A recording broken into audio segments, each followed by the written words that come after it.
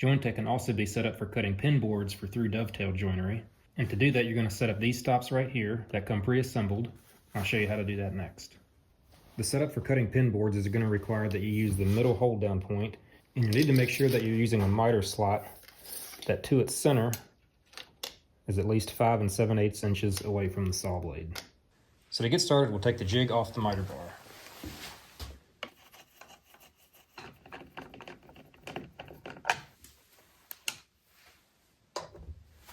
Now you're going to want to grab the 1/4 inch bolt and nut that came with the miter bar.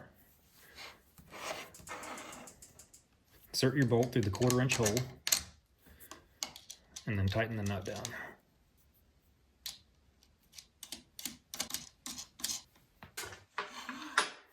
Now we'll screw the jig back onto the miter bar, but we'll leave this screw out.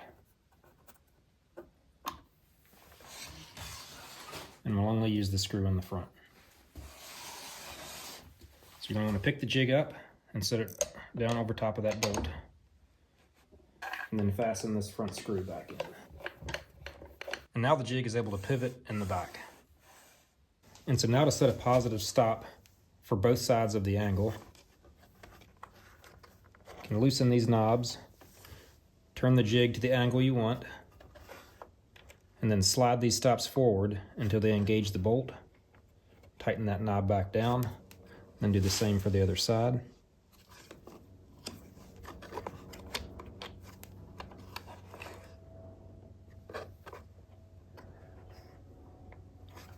And now you have positive stops for both passes for each angle of your pin board. And a quick and easy way to set the jig up to the right angle for your pin board is take a scrap of stock, cut the angle on it that you want. For this I just have 8 degrees. Move your fence over close to the jig.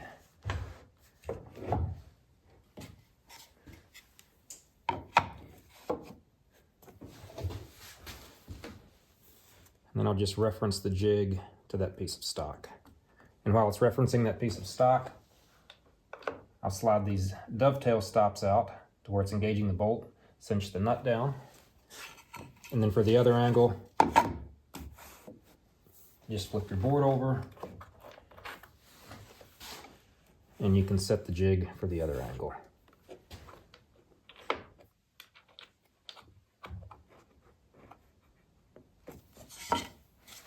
Now I have both angles set up, ready for the pin board cuts. When you first start using the jig, you might be a little queasy using it when it's not pinned down in the back. So if you don't want to use it in this setup, there's another thing you can do. I'll show you how to do that. I'm going to take these dovetail stops off.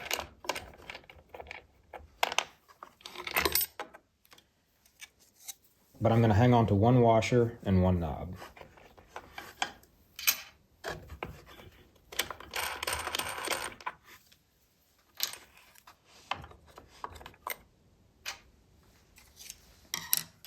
Set it to the angle you want. Put a washer and a knob back on.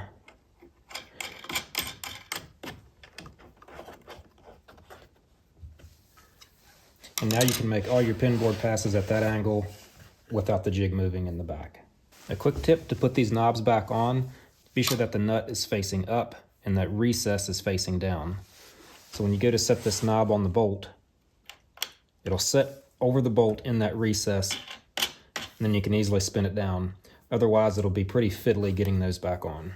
In the dovetailing mode, the jig will go to 15 degrees maximum in either direction. And if you're cutting a steep angled dovetail somewhere in this area, it is possible to cut into the jig, so I'll show you how to prevent that. So to prevent that, you're going to want to make sure you have your blade set to your full depth of cut.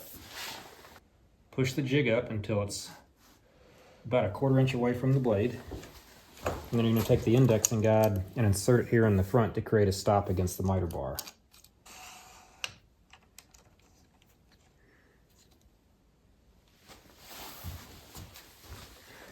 Now every time you come forward, you won't be cutting into the jig.